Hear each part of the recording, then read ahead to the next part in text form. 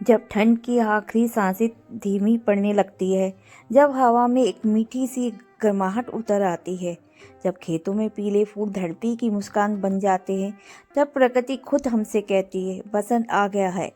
आज का दिन सिर्फ एक त्योहार ही नहीं, आज का दिन ज्ञान का जागरण का है।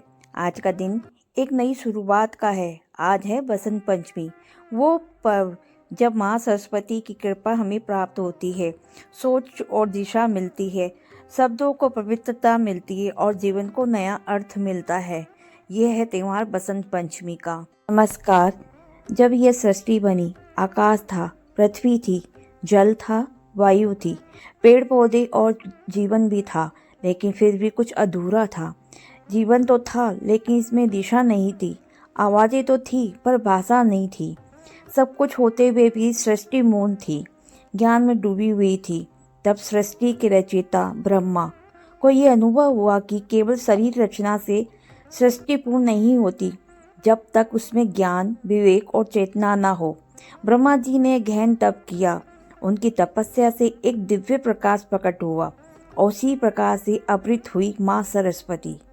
जैसे ही माँ सरस्वती ने अपने हाथों की वीणा के तार छेड़े, सृष्टि में पहली बार नाद उत्पन्न हुआ। यही नाद आगे चलकर शब्द बना, भाषा बना, ज्ञान और बुद्धि का आधार बना।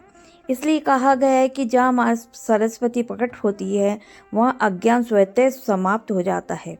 माँ सरस्वती को ज्ञान की देवी इसलिए कहा जाता है क्योंकि वे केवल किताब की शिक्षा नहीं देती, बल्कि सही सोच, सही विवेक और निर्णय का शक्ति देती है। उनकी वीणा सिखाती है कि जीवन में संतुलन आवश्यक है, ना ज़्यादा कठोरता, ना ज़्यादा ढील। उनका हंस सिखाता है कि जैसे हंस दूध और पानी को अलग अलग करता है, वैसे ही इंसान को सही और गलत में भेद करना चाहिए। उनके श्वेत वस्त्र बताते हैं कि सच्चा ज्ञान अहंकार रहित और शुद्ध होता है। इसलिए माँ सरस्वती सिर्फ विद्यार्थियों की नहीं, उस हर व्यक्ति की देवी है जो जीवन में सही मार्ग चाहता है। मान्यता है कि माँ सरस्वती का प्राकट्य बसंत पंचमी के दिन हुआ था। इसी कारण इसी दिन विशेष रूप से माँ सरस्वती की पूजा की जाती है। बसंत पंचमी सिर्फ एक धार्मिक पर्व नहीं है, यह ऋतु परिवर्तन का उत्सव है। यह दिन संकेत देता है सर्दी का कठोर समय समाप्त हो रहा है और बसंत की कोमल ऊर्जा से भरी हुई ऋतु आरंभ हो रही है। प्रकृति के हर तरफ नया जीवन दिखने लगता है। पेड़ों में नई कोपलें, खेतों में पीली सरसों, हवा में मिठास। जैसे प्रकृति नई होती जा रही है, वैसे ही मनुष्य के जीवन में भी नई शुरुआत का सबसे शुभ दिन माना जाता है।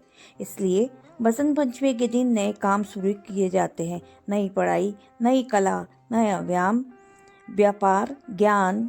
कई जगह बच्चों को पहली बार अक्षर भी लिखाए जाते हैं, जिसे विद्या आरंभ का संस्कार भी कहा जाता है। मान्यता है कि इस दिन शुरू किया गया कार्य ज्ञान और सफलता दोनों देता है। अब प्रश्न आता है कि बसंत पंचमी पे पीला रंग ही क्यों पहना जाता है, क्यों पीला ही खाया जाता है। पीला रंग बसंत का प्रतीक है। यह रंग दर्शाता है ऊर्जा, उत्साह, आशा और ज्ञान। सरसों के पीले खेत, सूरज की स्वर्णिम किरणें, खिले पीले फूल, यही सब बताते हैं कि जीवन में उजाला लौट आया है। आध्यात्मिक रूप से पीला रंग बुद्धि को जागृत करता है और सकारात्मक बढ़ाता है। इसलिए माँ सरस्वती को पीला रंग अत्यंत प्रिय माना जाता है। इसी दिन पीले रंग के वस्त्र पहनना, पीले रंग का व्यंजन करना, केसर, खीर, पूरी, हलवा, बूंदी खाना केवल परंपरा नहीं, बल्कि मन को, मस्तिष्क को उत्साहित करने का एक माध्यम है। माँ सरस्वती की पूजा हमें ये सिखाती है कि ज्ञान वही सार्थक है जो हमें विनम्र बनाता है, दूसरों को समझने के योग्य बनाता है और जीवन में सही दिशा देता है।